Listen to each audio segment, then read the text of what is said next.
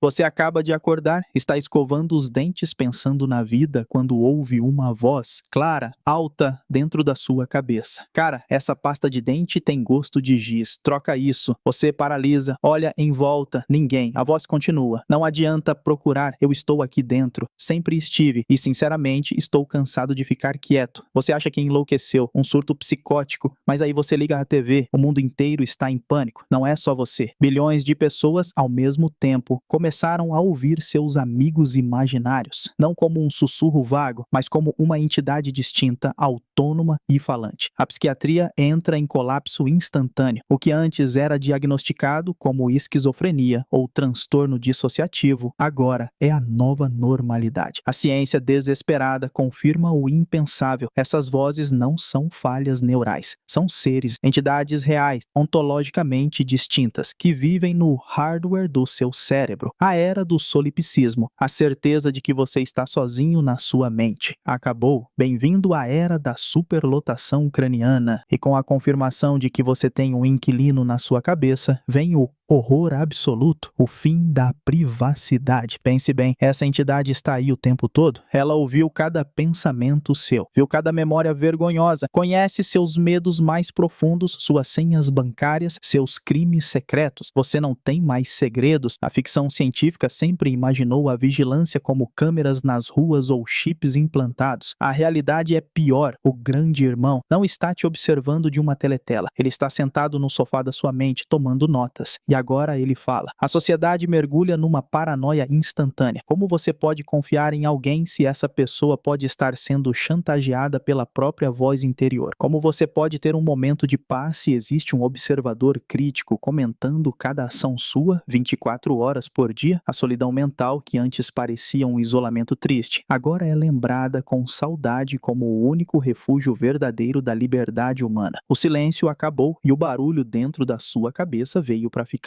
O caos psicológico é imediato, mas o caos social é institucional. A primeira vítima da sociedade organizada, o sistema de justiça. Todo o nosso direito penal é baseado em dois conceitos latinos: actus reus, o ato culpado, e mens rea, a mente culpada. A ideia é que o corpo que comete o crime é controlado pela mente que o planejou. Mas o que acontece quando há duas mentes no mesmo corpo? Imagine o tribunal. Um réu acusado de assassinato. A defesa dele? Não fui eu, foi o outro. A voz? Antes isso seria alegado como insanidade. Agora, é uma defesa factível. Se as entidades são reais e autônomas, como você pode prender o hospedeiro humano inocente pelos crimes do parasita mental? Seria punir um refém pelas ações do sequestrador. O sistema jurídico trava. Prender o corpo é prender um inocente. Executar o corpo é matar um inocente. Mas deixar solto é libertar um assassino. A responsabilidade individual, a base da lei, evapora. Crimes se tornam impuníveis porque a culpa se torna impossível de atribuir. E a crise jurídica não para por aí, ela se expande para os direitos civis. Se essas entidades são reais, sencientes e autônomas, elas têm direitos. Imagine um movimento de direitos das tulpas, exigindo que as vozes internas tenham direito a voto. Um corpo com 5 personalidades distintas deveria ter 5 votos. Isso quebraria a democracia. Grupos políticos poderiam cultivar entidades mentais para manipular eleições, gerrymandering cognitivo, e o tratamento psiquiátrico. Os remédios antipsicóticos que visam silenciar as vozes seriam reclassificados legalmente como armas químicas. Genocídio mental. O psiquiatra que receita o remédio seria um médico ou um assassino de almas. O contrato social, baseado na ideia de um corpo, uma pessoa, um voto, se desfaz. A sociedade se fragmenta numa guerra civil jurídica e ética sobre quem é real e quem merece existir. A lei feita para regular a convivência externa é incapaz de regular